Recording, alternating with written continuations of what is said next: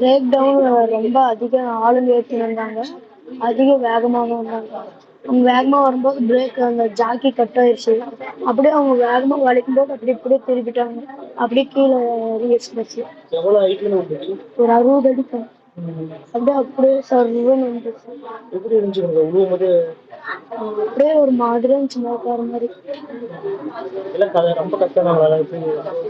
First கத்திட்டாங்க உள்ள போகும்போது கத்திட்டாங்க. அப்படியே அவங்க டிரைவரால் கண்ட்ரோல் பண்ண அப்படியே கீழே போச்சு பஸ்.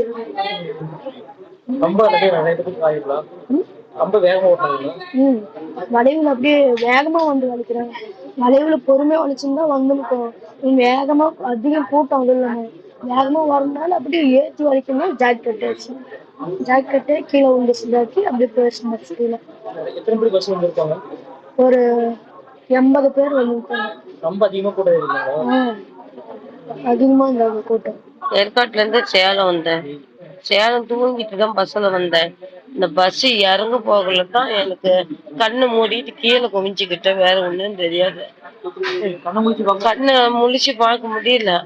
பயம் டம்மு டம்முன்னு சத்தம் கேட்கவும் கீழே தான் வண்டி விழுந்துருச்சுன்னு நினைச்சுக்கிட்டேன்.